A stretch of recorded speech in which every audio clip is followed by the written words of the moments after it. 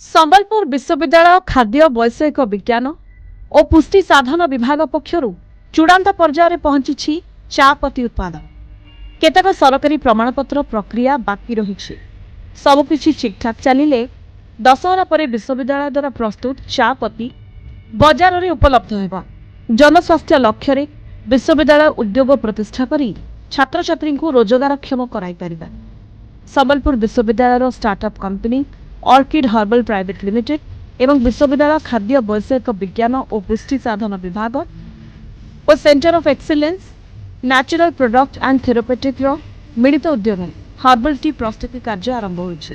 प्रथम पर्यायर 8टी फ्लेवर औषधीय गुणसंपन्न green tea प्रस्तुत होगा। भविष्य में 27 प्रकार चा पत्ती प्रस्तुत पर योजना कराई।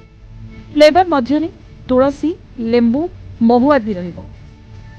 Chemo cardiac mind care arthritis diabetic care आदि औषधीय गुणयुक्त चा पत्ती प्रस्तुत पर योजना कराई।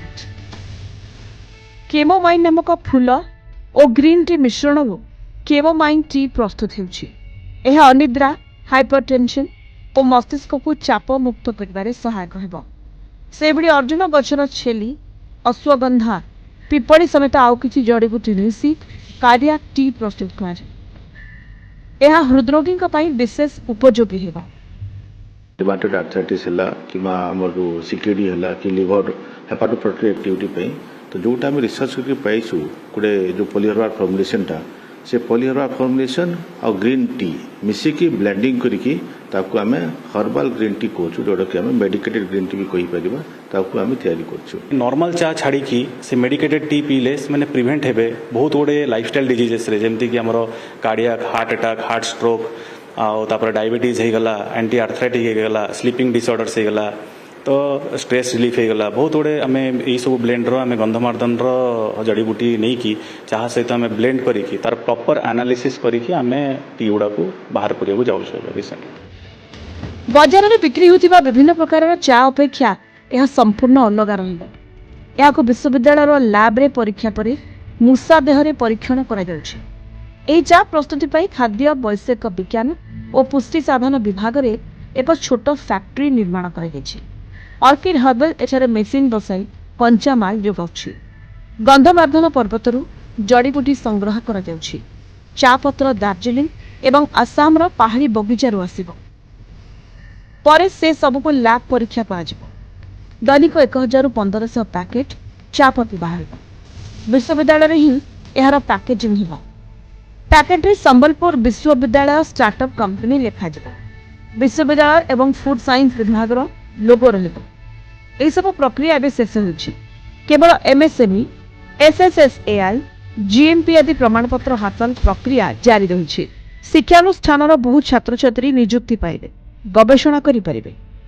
जड़ीबूटी गछगुड़िकर औषधीय गुण और रोग उपशम क्षमता परीक्षा कर अनेक रोगरू उपशम पाइपर।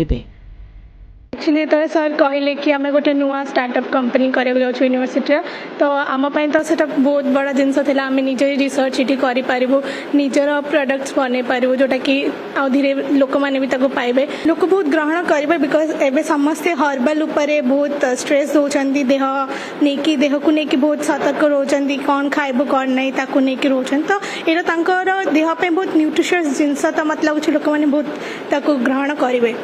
आमर ये गोटे प्रोडक्ट ग्रीन टी कौन ना एंटीऑक्सीडेंट प्रॉपर्टी बहुत जेकि आम बॉडी को हमको सब हेल्थ रखा सुविधा कंप्लीट स्टार्टिंग टी हमको प्रॉब्लम हेबो बाकी कौन ना आमर एठी सब हर्बल जिनस मिसुची तो लोक मैंने आजकल हाँ लोक मैंने तो एक्सेप्ट करेंगे धीरे धीरे। संबलपुर विश्वविद्यालय कर्तृपक्ष हर्बल मेडिकेटेड टी आने को जाउछंती एवं खूब शीघ्र ए चा बाजार रे उपलब्ध हबो। आसाम दार्जिलिंग रो चा पत्ती एवं पश्चिम ओडिशार बरगढ़ गंधमार्दन पर्वतर औषधीय जो रही वृक्ष रही एवं औषधीय गुण थिबा अनेक जड़ीबूटी से मिक्स करेंगे एवं यही चाटी तैयारी हेबो एवं बाजार को आसिले आशा करा जाउछि एहा बहुत मात्रा रे ग्रहणीय हेबो। एथिरे अनेक औषधीय गुण थिबारु लोके याकू बेस ग्रहण करिवे विश्वविद्यालय कर्तृपक्ष आशा करछंती। संबलपुर वीडियोग्राफर धर्मेंद्र पटनायक श्रवण कुमार पति कलिंग टीवी।